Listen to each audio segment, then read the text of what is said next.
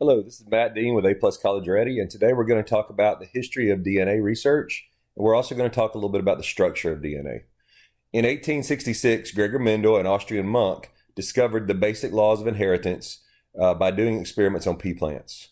A few years later, in 1869, Frederick Miescher isolates DNA from white blood cells. That's the first time DNA had ever been isolated.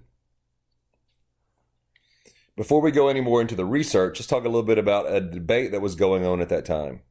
And that was whether DNA or protein was the genetic molecule.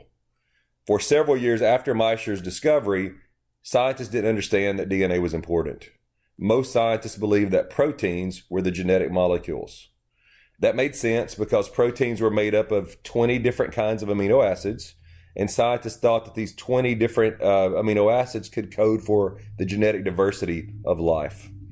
DNA, on the other hand, was made of only 4 nitrogenous bases, and scientists didn't think that DNA could code for the diversity that was necessary for life. In the early 1900s, though, several experiments were eventually able to prove that it was DNA, not protein, that served as the genetic molecule.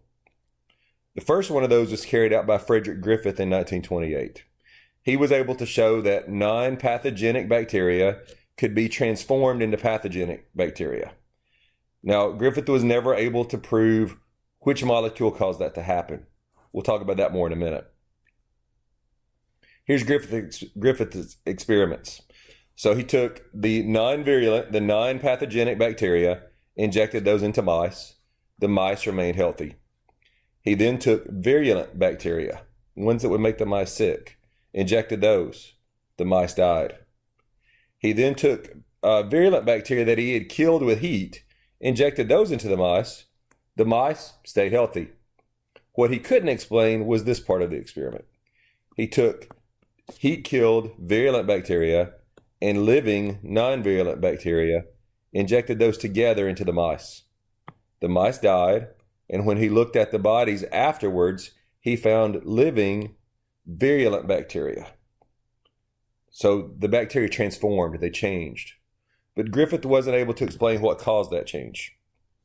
Well, a few years later, Avery and his associates in 1944 repeated Griffith's experiment, but their goal was to show which molecule was responsible for the transformation. Eventually, they were able to show that it was DNA, and this got the attention of a lot of scientists. It convinced some of them that DNA might be the genetic molecule, but the question wasn't quite settled at this point in time. So again, Avery did pretty much the same experiment as Griffith. One thing that he did is that he removed carbohydrates and lipids from the solution before he injected it. And these were the heat-killed S cells, the virulent ones. And he's also going to inject the living non-virulent ones. So in one treatment, he treated the tube with the heat-killed S type or virulent cells with a proteinase, an enzyme to break down proteins, so that there were no proteins in the solution. In another case, he treated them with ribonuclease, an enzyme that breaks down RNA. And then in another treatment, he treated them with deoxyribonuclease, an enzyme that breaks down DNA. So he now injects that into the mice, adds in the R cells, the non-virulent ones, and what he finds is that in the tubes that were treated with the proteinase and the ribonuclease, the transformation happened. But in the tubes that were treated with the deoxyribonuclease, where there was no DNA, the transformation did not happen. So he was able essentially to prove that it's DNA that causes the transformation. Without it, the transformation doesn't happen. There were still some people who doubted that DNA was the molecule. So in 1952, Hershey and Chase come along and work with what's called the T2 bacteriophage. This is a virus that infects bacteria. And he used E. coli bacteria in this experiment as well. So he wanted to definitively identify if it was protein or DNA that was the genetic material. So first of all, they used radioactive sulfur to do what we call radioactive labeling of the virus's protein coat or capsid. That works because proteins have sulfur in them. DNA doesn't. And by radioactively labeling the protein, they could trace where that protein moved during the experiment. In a second experiment, they used radioactive phosphorus to label DNA. Well, that was perfect because DNA has phosphorus, proteins don't. So this allowed them to follow where the DNA went during the experiment. These bacteriophages are pretty much only made of DNA and protein. So they were the perfect organism or model to use for this test. So here's what a bacteriophage looks like. So you've got the protein coat on the outside in black. You've got the DNA in blue in the middle.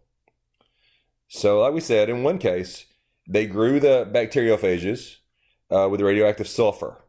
That labeled the protein coat.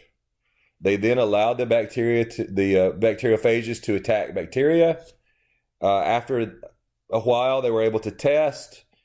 And what they found is that the radioactively labeled proteins stayed in the liquid. They didn't ever enter the actual bacteria. Well, when they did the same experiment, but this time radioactively labeled the DNA instead of the protein, what they found after the bacteriophage attacked the bacteria is that the radiation was inside the bacteria. So this told them that viruses attack by injecting DNA, and that DNA therefore must be the genetic material. So this pretty much settled it. So at this point, scientists really started believing that it was DNA that was the genetic material. And a race started, a scientific race, for people to figure out what's the structure of DNA and how does it work. So there were a lot of scientists working on this. Chargaff was actually working on it before the Hershey and Chase experiment. He developed what are called Chargaff's rules. He was able to show that adenine, thymine, cytosine, and guanine aren't found in equal quantities in the cell. He showed that the amounts of each of the bases vary between individuals of different species, but are essentially the same between members of the same species. He also proved that for every organism, the amount of adenine is essentially equal to the amount of thymine, and the amount of cytosine is essentially equal to the amount of guanine. Chargaff didn't quite understand the significance of his findings, but these turned out to be really critical for the work of Watson and Crick, who eventually determined the structure of DNA. So here Chargaff is looking at the amount of A, T, G, and C in different species of organisms. Here's humans. We've got fruit flies. We've got some bacteria on the bottom. But what we're finding in pretty much all of those cases is that the amount of adenine, A, is equal to the amount of thymine, T, and the amount of guanine is equal to the amount of cytosine. Another researcher that was really critical here was named Rosalind Franklin. Franklin did what we call X-ray crystallography. She essentially took the technique for determining the atomic and molecular structure of a crystal, where they shoot a beam of X-rays to diffract off crystalline samples of a chemical. Her best image, which is called Photo 51, was eventually obtained by Watson and Crick, and it's the piece of evidence that really helped to convince them that the DNA molecule was a double helix. So Watson and Crick figured out the structure of DNA in 1953. They didn't do any experiments of their own. They used the research of scientists such as Franklin, Chargaff, and what they did every day was they built models and they tried to make these models fit the research of the other people. They also knew from the research of a guy named Phoebus Levine that DNA was built of these monomers called nucleotides, and that each nucleotide consists of a central sugar molecule called deoxyribose with a nitrogenous base, just one, either A, T, C, or G, connected to the 1' carbon, and a single phosphate group connected to the 5' carbon. Those numbers mean that the carbons are they're numbered clockwise in the sugar. There's 5 carbon atoms as part of that sugar. So here's a nucleotide. Every time you see a bend in one of these structures, that indicates the presence of a carbon atom. So again, at each one of these bins, there's a carbon. And you can see those carbons are numbered 1 through 5. So attached to carbon number 1 is a nitrogenous base, and connected to carbon number 5 is a phosphate group. And DNA, turns out, is made of 2 chains of nucleotides. So Watson and Crick eventually figured that out, and they figured out that once they were connected, those 2 strands were twisted into a double helix kind of conformation. The individual strands are held together by covalent bonds between the nucleotides. So like it says here, the individual strands are built when the phosphate groups of the nucleotides form covalent bonds with the deoxyribose nucleotides of another nucleotide, of an adjacent one. And these are very strong bonds, hard to break. The alternating sugars and phosphates make up what we call the backbone of the DNA molecule. The 2 actual strands are connected by hydrogen bonds between complementary nitrogenous bases. A, hydrogen bonds with T, G, hydrogen bonds with C. Each A and T pair are held together by 2 hydrogen bonds, whereas each G and C pair are held together by 3.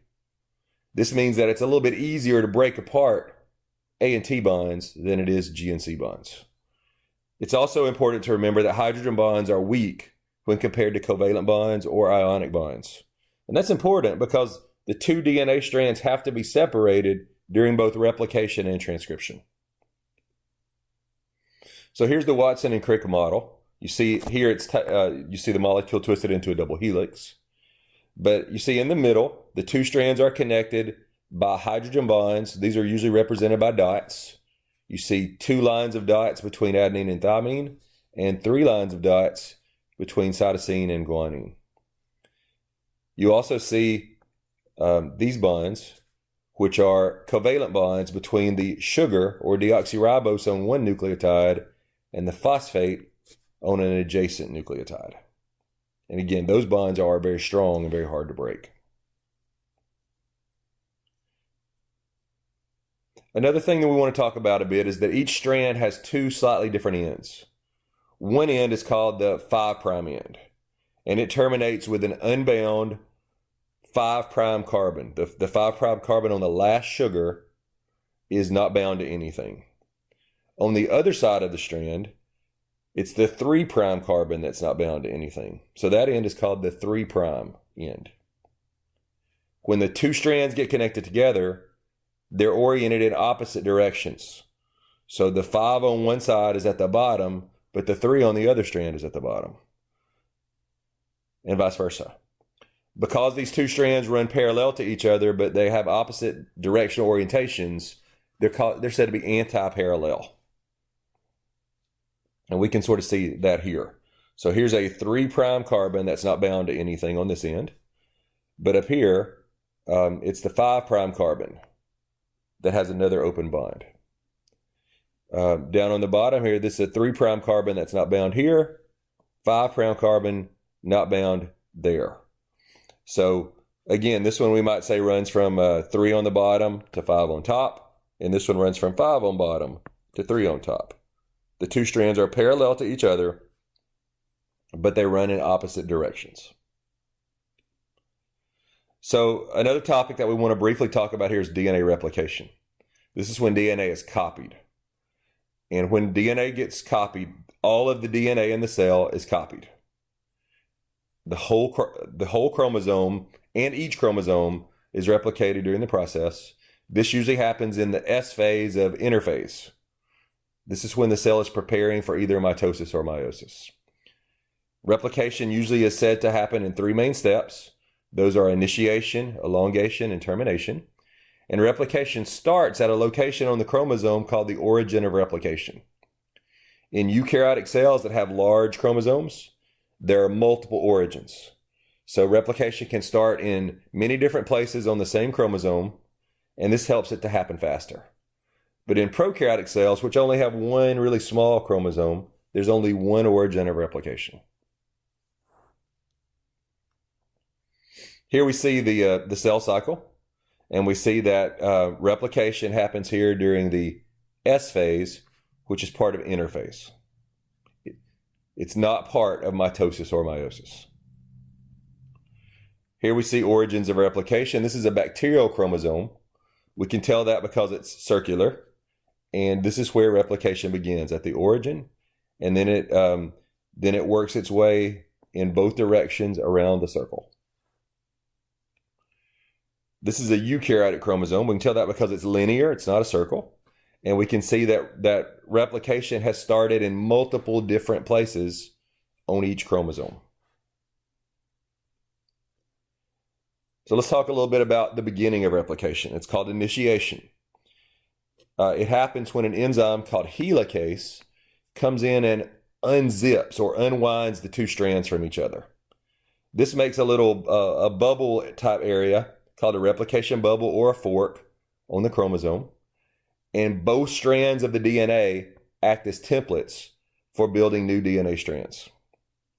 Once the DNA is separated, proteins called single-stranded binding proteins come in and attach. And those proteins help to keep the two strands separated and also help to stabilize them, keep them from breaking.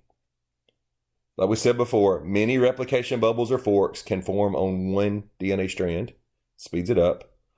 After that, an enzyme called primase comes in, and it makes these little pieces of RNA called primers.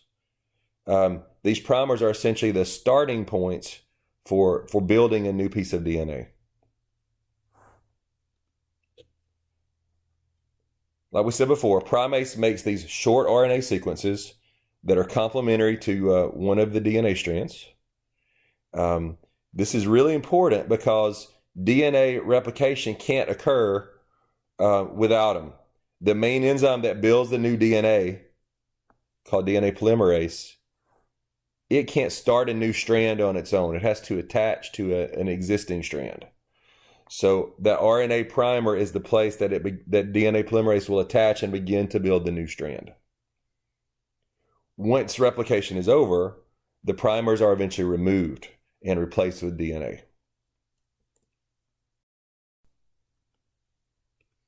So here we can see some of this happening. So here's helicase. Helicase unzips the two original strands, called parental strands here in purple, makes a replication fork, and you can see why it's called a fork right in here. All right. And then RNA primase is going to come in and build a little primer. So that would go on this strand about right in here.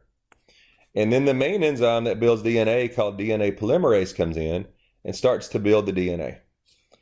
It takes nucleotides from the cytoplasm and attaches those together on this strand in a continuous chain. That works great because DNA polymerase can only build the new strand from 5' to 3' in that direction. This strand is called the leading strand because it's built continuously in one piece. The other strand, on the other hand, is going to have to run from 3' toward 5'. DNA polymerase can't build it that way. So what has to happen is that primase will come in and put down a primer as the DNA unwinds, and then DNA polymerase will build back this way, which is going to be from 5' to 3'. And it makes a fragment. That fragment is called an Okazaki fragment. Well, by that time, more of the DNA is unwound. So primase will put down another primer. And then DNA polymerase will build back this way. And it'll build another fragment. And that continues to happen as the DNA unwinds more and more down the chain. Eventually, those fragments need to be put together. The primers need to be removed. And the DNA sequences are attached together. So DNA polymerase will help to remove the primers. And then an enzyme named DNA ligase comes in and attaches the fragments together. So here's a couple of points that I'll point out to you. We already mentioned that DNA polymerase, sometimes called DNA polymerase 3 in eukaryotes, builds the new DNA from nucleotides. It can do this at like 500 nucleotides per second, so it's doing it crazy fast. Those nucleotides are brought to the enzyme from the cytoplasm, and they're either created from broken down food or they're from DNA, from broken down DNA. As we said before, DNA polymerase can only build new DNA strands in the 5' to 3' direction. One of the strands is built continuously in one piece, and that's called the leading strand. And that other strand is built in pieces called Okazaki fragments. That strand is called the lagging strand because it lags until the DNA unwinds behind it. The last stage of, and by the way, as the chain is getting built, that stage of replication is called elongation because we're building these new strands longer and longer. The last stage of replication is termination. Termination occurs when the two replication forks or the replication forks meet on the same stretch of DNA. They converge. All the DNA is unwound. The gaps are filled in the Okazaki fragments and ligated. The Okazaki fragments are connected. And all the proteins involved in replication are removed from the DNA. So DNA replication is said to be semi-conservative. You guys probably know that conservative essentially means keep the same. Semi means halfway the same.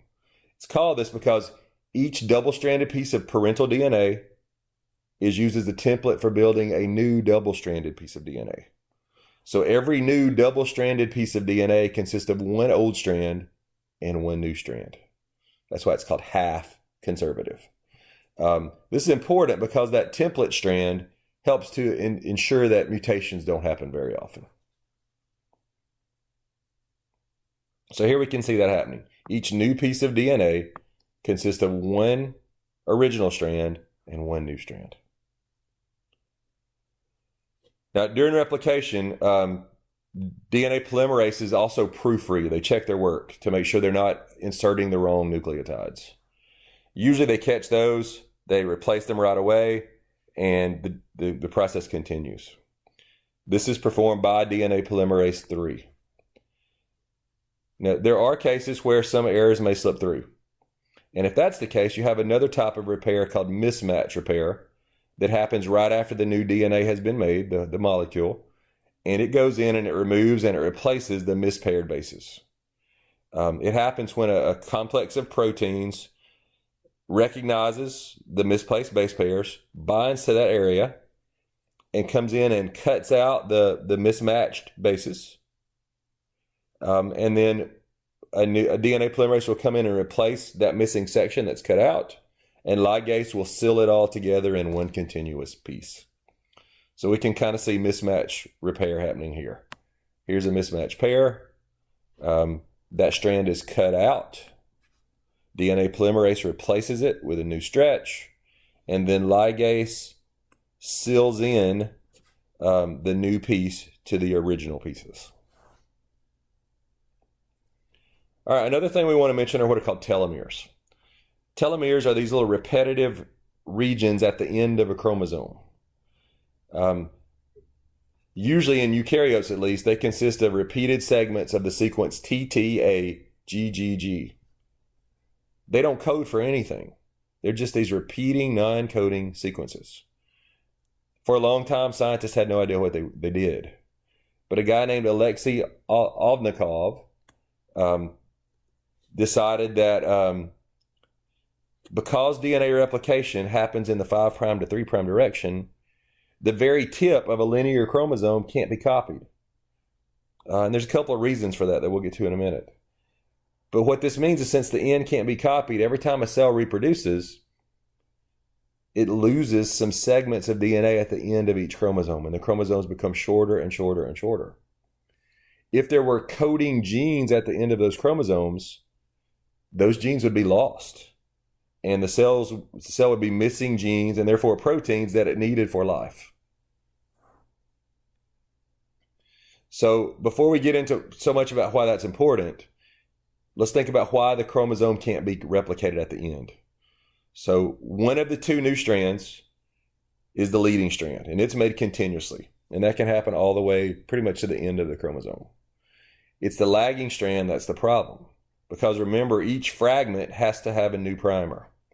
So for that piece of DNA at the end of the lagging strand, there would have to be a primer on past the end of the chromosome for that DNA to be able to be built. Well, there's nothing to attach the primer to. So there can't be a primer there. Also, there's no way to, even if you could, there would be no way to go back and remove the primer once it was there. So every time that lagging strand gets copied, it shortens. A guy named Leonard Hayflick formulated the idea of what we call limited somatic cell division. And he essentially said that because the chromosomes get shorter every time, that these telomeres are essentially like a built-in clock. And that once they get to a certain level of shortness, they tell the cell to stop reproducing and essentially to self-destruct, to go through what's called apoptosis or programmed cell death. And what this does is this prevents a cell from replicating when it's missing parts of the genes. Some scientists think this is also important in aging, and it determines how we age and when we age, and maybe even has something to do with our lifespans.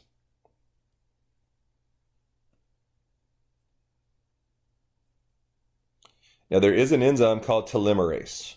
Telomerase is an enzyme which causes telomeres to get longer. This happens during fetal development, as the baby's growing. But once the fetus is fully developed, telomerase shuts off and it degrades. It has these groups called methyl groups attached to it, which causes the DNA in that gene to essentially coil up very tightly. And that gene for telomerase will be permanently deactivated for the rest of your life. So from that point on, your telomeres are going to get shorter every time your cells replicate. Now, there are cases in which telomerase can become active again, and this is usually in cases of mutations, and these mutations likely can lead to cancer. And when a cell has active telomerase, it can cause abnormally fast growth, abnormally fast reproduction, essentially the development of tumors. And these cells essentially become immortal because there's nothing to tell them to stop dividing. And they can continue to reproduce essentially an unlimited number of times.